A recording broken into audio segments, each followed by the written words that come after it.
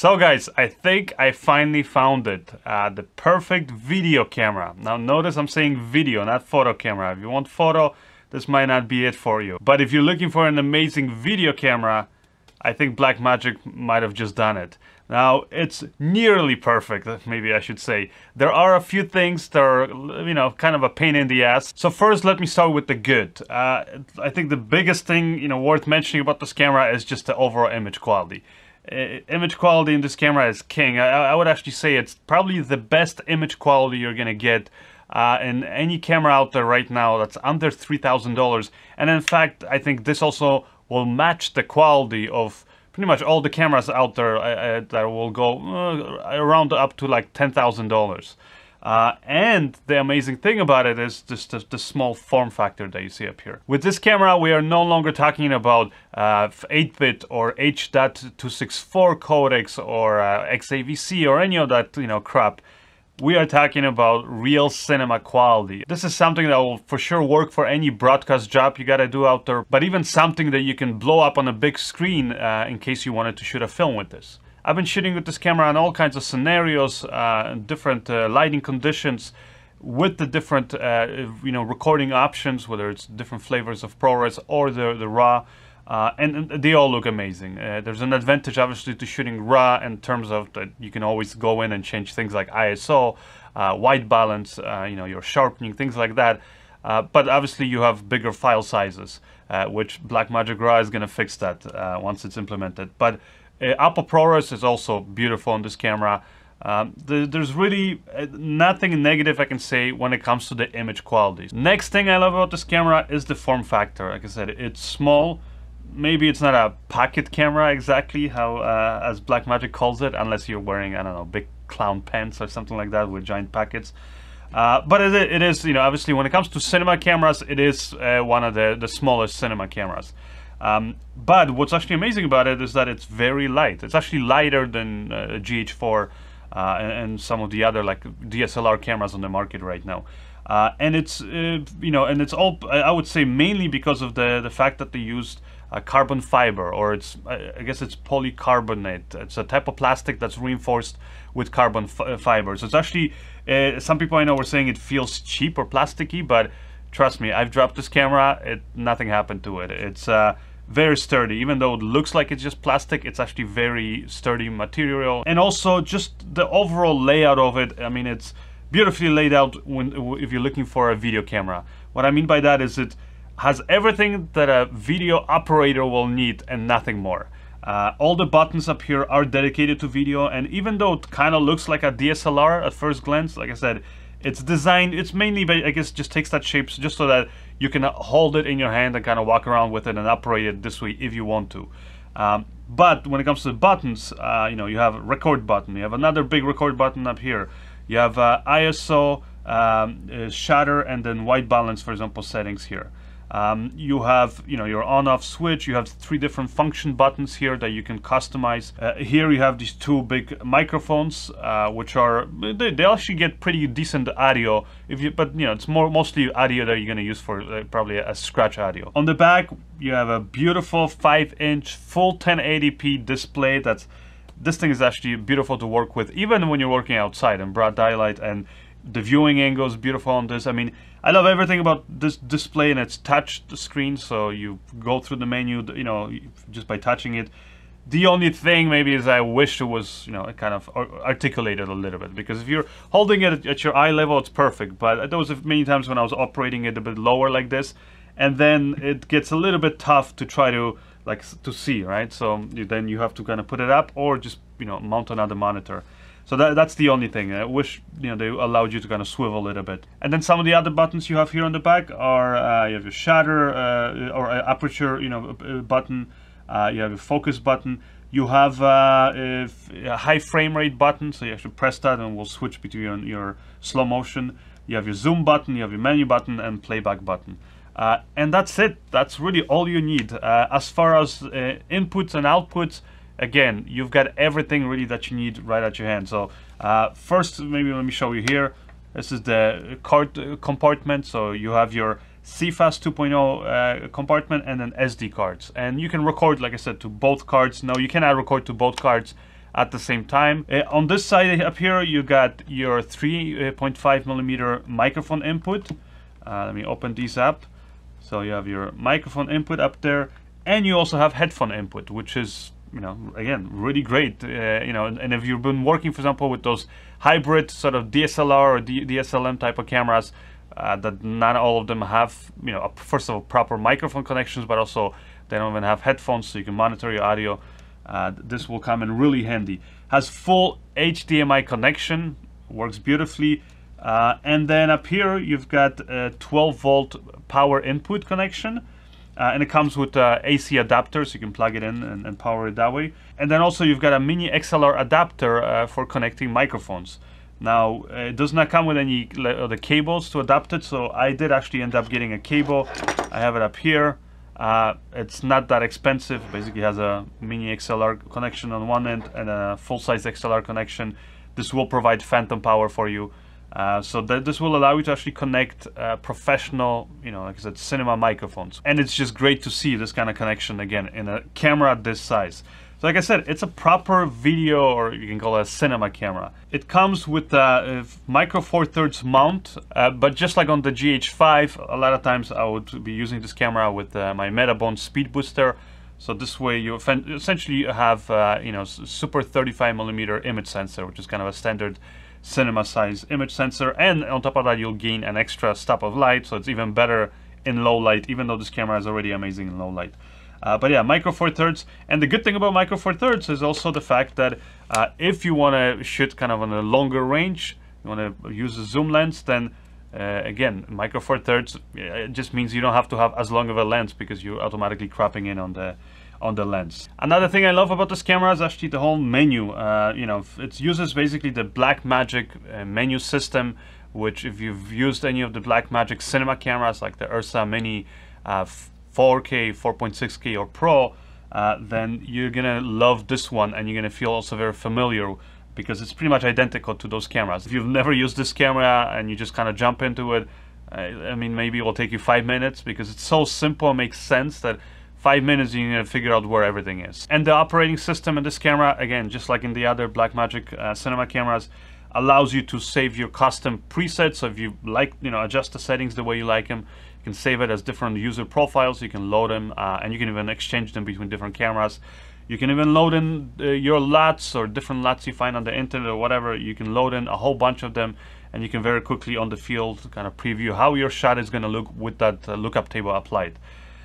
So that's really cool. Another option this camera has is actually Bluetooth. So again, through the menu, you easily enable it, and you can connect your phones. Right now, there aren't really many apps. There's one app that Blackmagic developed for the iPad only.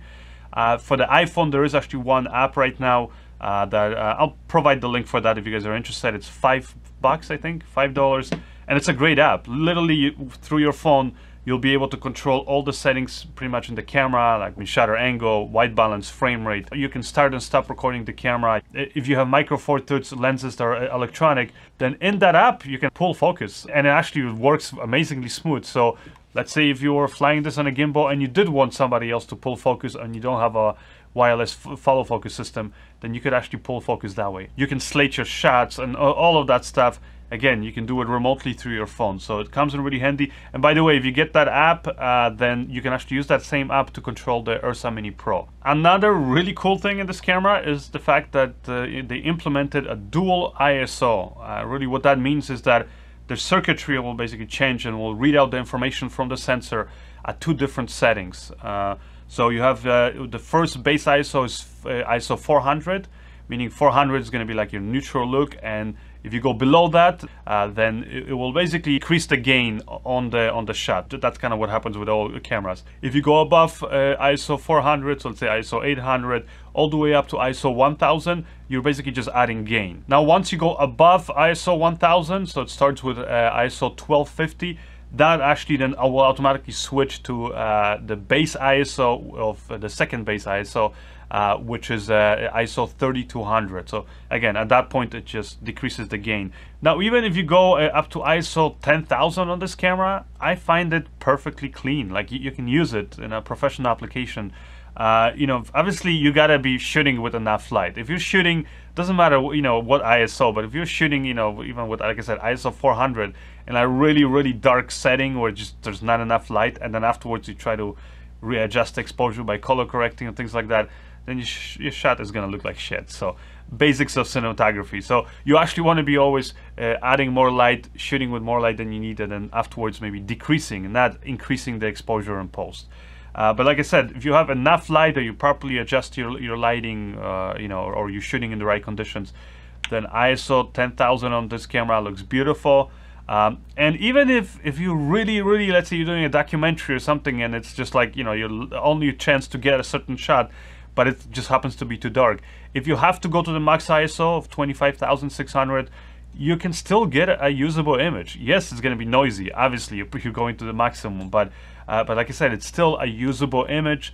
And if you go and post and further clean it up, I'm sure you can actually get away with it. But you know what? Just like Blackmagic promised, this camera is pretty damn good in low light. And I actually did a comparison, comparing this to 3 other cameras. Blackmagic Ursa Mini Pro. I also compared it to the GH5 and the Sony a7 III. And even though this camera isn't as clean as, for example, you know, the Sony cameras, it is still very close up there. And like I said, at the end of the day, you're shooting raw if you want to in this camera. So you're just overall, you have a much better image quality. Another thing I love in this camera is the slow motion. So 4K, you can record up to 60 frames per second, and that looks beautiful. And it's very simple. Again, you just press the high frame rate button on the back and it will automatically switch. If you're in HD, then you can switch up to 120 frames per second.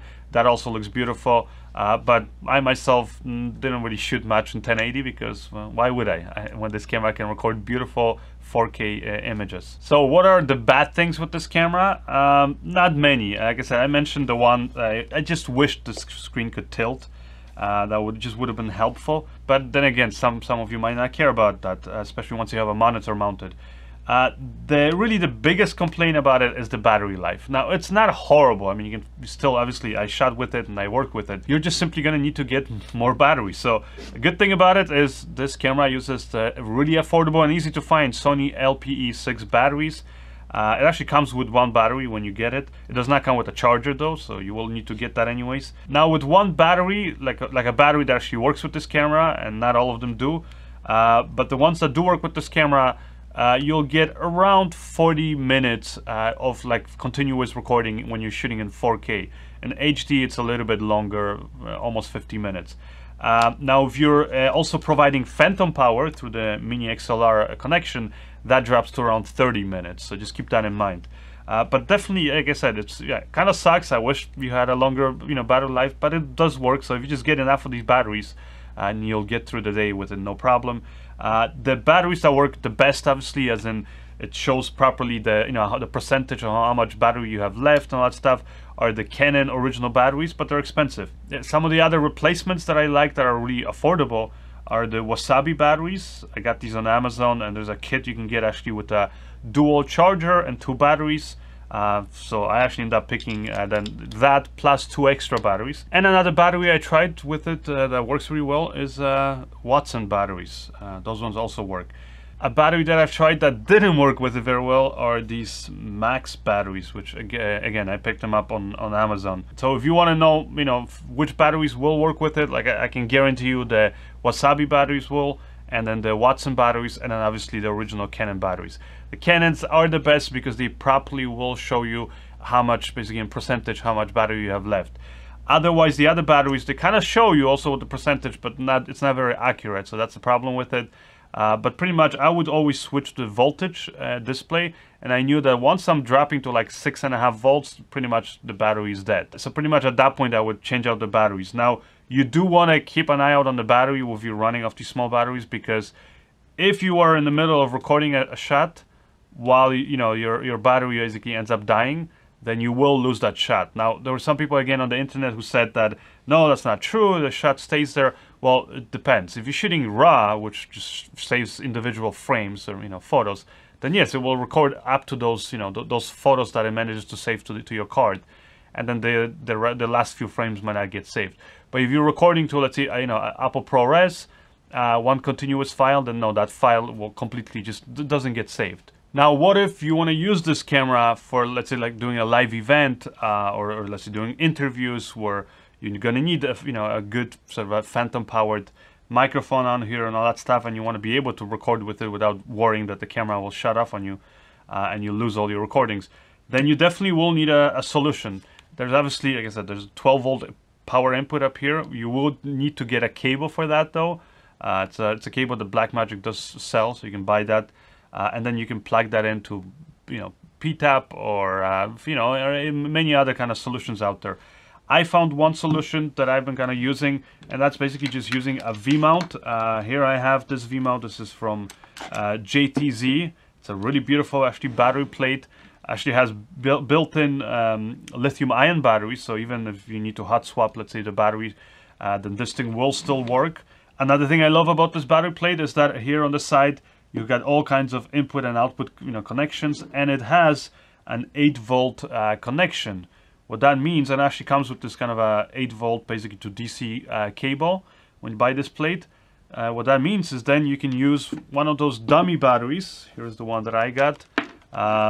And then you just put that in there on the bottom, and you can power the camera that way. So if I remove the battery here. Now you can remove this door if you don't want to leave it hanging open. It's very easy, just like a switch. But I actually drilled a little hole there on the bottom of the door so I can actually close it too. And yeah, once you have this thing in there, obviously you want to put in your battery. So again, it's a standard V-mount battery plate. So you put in any V-mount battery. These are really nice ones actually from Watson again. These are kind of like these professional cinema batteries. They're kind of expensive because they're actually designed more for red cameras. So you don't necessarily have to get these, but if you have them, they'll work. Like I said, any V-mount battery. You put that in there and yeah, just turn on the battery plate. And with a battery like this one's 98 watt hours, you will get almost, give and take depending on how much you're recording on that stuff, but you'll get almost 7 hours. So really amazing then, and it really then extends the battery life. Obviously using the phantom power, that will decrease it, but still with 2 V-mount batteries you can get by through the whole day. And as you can see, it powers the camera beautifully using this dummy battery. So this way you don't have to look for that specialized basic cable. How would you then carry this around, right? Because obviously you don't want to be taking these things with you and just have this loose. Well, this JTZ battery, V-mount battery plate, comes with 50mm rods. So once you put, let's say, this camera on some kind of a rig with rods, you just put it here on the back, and that's how you'll carry it. And I do have a sort of a rig quick setup I'll show you in this video, but I'm going to go into more detail about that in some of my other kind of future videos where I'll talk about some rigs. And also, for those of you guys who are supporting me already on Patreon, I will show you guys my current setup and then future kind of rigs and things like that I'm testing for this camera. And for those of you guys who haven't joined me yet on Patreon, make sure you do. In return, like I said, outside of getting basically extra material, you also get to download this raw footage from this camera, all the tests that I shot and things like that, and also from other films and things like that I'm working on. Plus, you also get a chance to participate in live streams, win filmmaking gear giveaways that I'll be doing over there. Plus, you'll get my custom LUTs that I give away whenever I work on a new project. And again, that's exclusive to my Patreon supporters. So thank you guys, because without your support, I wouldn't even be able to do these kind of videos, these free videos here on YouTube. But if you don't want to join on Patreon, then again, I'm still going to be putting out stuff out here on YouTube. So don't worry, sometimes it might just come with a little bit of a delay. So far, I've been shooting with this camera for just over a month, and I've been mostly shooting with these little batteries. And the reason is because I do actually want to keep this camera nice and small. That's the beautiful thing about it, is that it's for the first time a cinema camera, with an actual cinema image quality in this small image, kind of form factor. Now, having said that, I did add one thing that I think is very necessary, and that's a top handle. If you're just using the camera handheld like this, it's going to work great. But what if you want to get those kind of low angle shots, things like that? That's when a top handle is going to come in really handy. So what I did is I actually installed this cold shoe mount up here, and that's because the camera actually comes with a 1/4 thread on the top. And this is a cold shoe mount from SmallRig. Very cheap on Amazon, you can get it. Again, check the links if you want to find out, you know, which ones I got. And you just need one of these. You attach it here. You have a cold shoe mount. And then SmallRig also sells this top handle. They sell various ones, but this one I like the most. Again, it has a cold shoe mount up here. It has 50mm rail attachment up here on the front, which I'll show you why that comes in handy. Has various 3/8 and a 1/4-20, you know, basically threads on the bottom and on the sides. Plus, it has two cold shoe mounts on the top, which actually have, well, the front one here has this kind of a locking mechanism. So anyways, the way I would use it is I would, you know, just slide this here on the top and then just tighten this to lock it. And right there, you see how quick and easy it is. You can attach this, and now you can carry the camera comfortably in your hand like this. And on top of that, now you have two extra basically cold shoe mounts, so you can attach your microphone up here. Let's say a wireless, you know, microphone receiver or something else on the back. Maybe you can even mount a monitor. There's cold shoe mounts for monitors if you wanted to.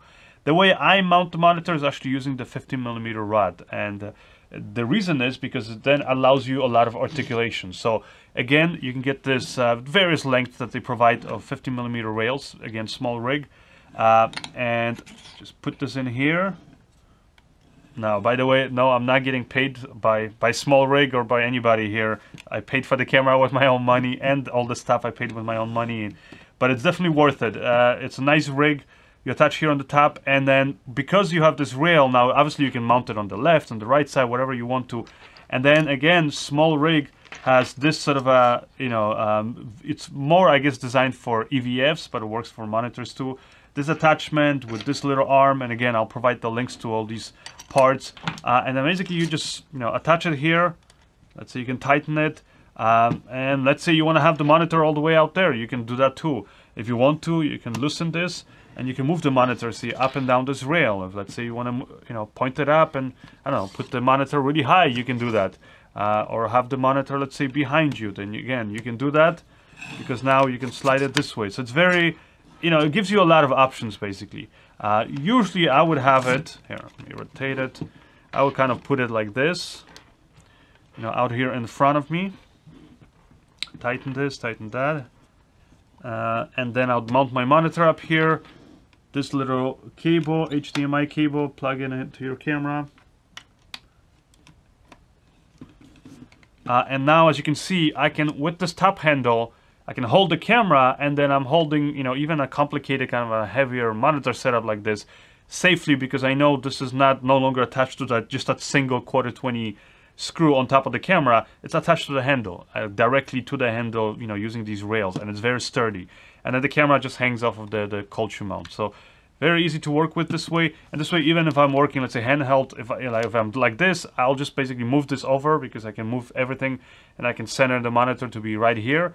Or if I have it on a shoulder rig, then I'll have it like this on a shoulder rig, and this way the monitor is facing me directly. So that's even more comfortable. Another little thing I'll show you is, which I kind of showed in previous videos, is this is from Lentport actually. It is little, basically V-mount quick release plate for monitors. It's so handy. I bought a multiple of these now, and I use it pretty much on all of my EVFs and monitors, because it just means I can take the monitor off quickly, put it away in my camera bag, and then when I need it, snap it in there, and it just locks in place. And yeah, and so I think this is the best way to kind of attach a monitor, and it still leaves you space here. So for example, if you want to attach sort of a professional XLR microphone like this one, then again, you can attach it. And as you'll notice here, you have this sort of a quick kind of locking mechanism on the cold shoe, which again comes in really handy. Because for example, once the microphone's in there, you know that even if this goes loose, your microphone or whatever you have mounted on there won't fall out. So for example, up here, my favorite sort of on-camera professional microphone is the Azden SGM 250CX. I mounted it on there. And then using that cable that I talked about before, the full to mini XLR, just plug it all here and attach it to the side of the camera. Now, obviously, once you set up something like this, then you probably, you know, it might not be comfortable for you to hold it. And especially because this camera, you know, it's a cinema camera, so it doesn't have a internally stabilized image sensor. Now, if you, by the way, if you attach Micro Four Thirds lenses on this, which do have built-in image stabilization, then the stabilization within the lens will still actually work. And when I did tests, like for example, using this Lumix Vario 12 to 35 millimeter. When I was zoomed in all the way at 35 millimeters, this is how the shot looks when it's basically without the stabilization. And then now here's the same shot with the stabilization enabled, and as you can see, it makes quite a bit of a difference. This is also Lumix Vario lens, but this is the 35 to 100 millimeter. When I'm zoomed in all the way at 100, and with the lens stabilization, it does a really good job. So you just hold the camera steady, and then the stabilization will definitely smooth out the shots. Here's how the shot looks without the image stabilization. As you notice, this shaking really adds there to the camera. So here's how my possible sort of a handheld kind of run and gun setup could look with a monitor, microphone attached. Now let's see if you want to also attach the V-mount battery plate with the V-mount battery itself, so you can power this for a lot longer. Then you definitely are going to need some kind of rail system. So it actually becomes sort of like a proper cinema rig. The battery plate actually works well in this position because it basically offsets the weight. So you can rest this on your shoulder here, and it basically balances the camera, right? Because the weight is there all the way in the back. I also have the monitor here, so I show you from this side. It's comfortable because I can hold it here with my hands, and I can view exactly here what I'm seeing basically in the camera. And if I want to, I have the camera right here, so I can change the settings too that way. If you, for example, were to throw a cinema lens on this, then again, you can mount your follow focus up here, so you can still operate it. Because you're resting it on your shoulder, it's over just a bigger, now heavier rig. It means that suddenly you can use the small camera in like a proper cinema camera for, let's say, handheld work, but it's actually going to look very smooth, even though, again, it doesn't have an internally stabilized image sensor. But the cool thing is that even though you have this whole rig like this, let's say you're shooting and suddenly you're like, you know what, I need to throw this camera up on a gimbal. Well, the beautiful thing is that you can now very quickly disassemble all of this stuff, and you can throw it up on your favorite gimbal. So here, let me detach all of these things. See, just by removing the top handle, you're pretty much removing all of these accessories here on the top. And now you just have to take the camera off from this rig, take out, let's say, this dummy battery, throw in your actual battery, and you see how quickly that worked. You're ready now to throw this on your gimbal, and you can start working with it. Now, I did actually test this camera out on the DJI Ronin-S. Works beautifully on that gimbal, but in that case, because here the camera is a little bit larger on the right side, it will not clear the motor. So basically, the easy fix for that is you just attach like a quick release plate. I use this Manfrotto one, and just slid the camera this way off to the left. On the new MOZA Air 2 gimbal, which is kind of I think my new favorite gimbal. I'm still in the middle of testing it and some, kind of testing out all the new features, but I love it, and especially love it with this, camera, because the gimbal, you can get it, the kit with the wireless follow focus unit, which then means that when I was flying this camera with the speed booster and cinema lenses, I was able to attach the follow focus, and single-handedly I was able to run around with this camera basically. And myself, while I was operating the gimbal, I could also operate the focus. And suddenly this means that in the world of cinema, and with actual cinema camera, one person can operate the whole camera, the gimbal, and the focus. I got this camera mainly because I was looking for a B camera to my Ursa Mini Pro, something that also delivers kind of beautiful natural skin tones and just overall beautiful colors, has capability of shooting in RAW, but in ProRes, all that stuff.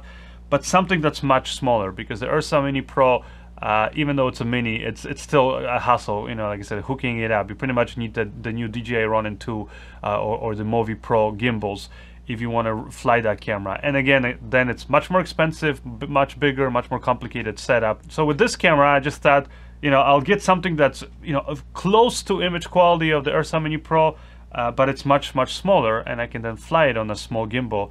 Like the DJI Ronin-S or Crane 2 or MOZA Air 2. And like I said, this works actually so well, this camera, that it's actually funny, but for the last month, I've been shooting pretty much everything on this camera. I pretty much wouldn't even take my Ursa Mini Pro. And one of the reasons is because it's so small and so easy to work with this camera. So it's actually funny because now this B camera kind of became now my A camera. Not only that, but it's definitely going to replace the Ursa Mini Pro whenever I'm shooting in low light, because as you guys saw from the tests, and again, if you guys want to see the full in-depth low light test that I did in comparisons to some of the other cameras, then join me on Patreon. You'll get all that stuff there, plus the raw footage, so you can kind of see for yourself. But like I said, the really cool thing about this camera is that it's a really beautiful cinema camera that works amazingly well in low light. I think even better than like the new DSM C2 red, cinema cameras. Really good low light cinema camera. So definitely is going to be my A camera in any low light situations. But might even be my just in general low light camera. I think the only place where I will still use my Ursa Mini Pro is when I'm really shooting those extreme dynamic range kind of situations, so really harsh sunlight and things like that. Not to say that this camera can't handle that, because if you look at some of the tests I shot, the sun is blasting or we're shooting even into the sun.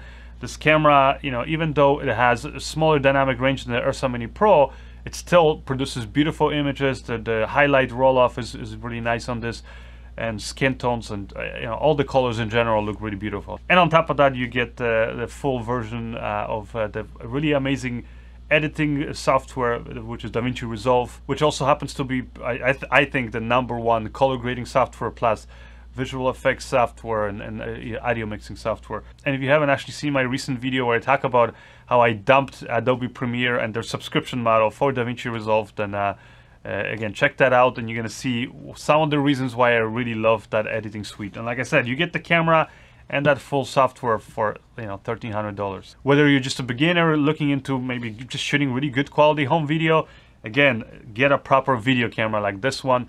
But even if you're a filmmaker and you're looking for a cinema camera, then get this. I would say the only maybe application where this camera, I wouldn't recommend it for is if you're somebody who's doing vlogging, like a lot of vlogging, serious vlogging, where you're going to be basically pointing the camera at yourself a lot, because, well, A, you don't have a flippable screen, but you also don't have autofocus in this camera. So that's it for this video. As always, if you guys enjoyed it, hit the like button, share it. If you want to follow me and see all the future videos I'm going to be uploading about some of the more tests I'll be doing with this, plus some of the cages and different accessories I'll be testing out with this camera, then just follow me on my website. Best way to do that is subscribe to my newsletter at tomantosfilms.com. An even better way is help support me in making these videos by joining me as a patron at patreon.com/tomantos. And over there, in return, like I said, you'll get a whole bunch of cool perks, downloadable footage, gear giveaways, things like that. And you'll also get access to these videos I'm putting out up here earlier than everybody else. Anyways, I'll see you guys in the next video. Bye.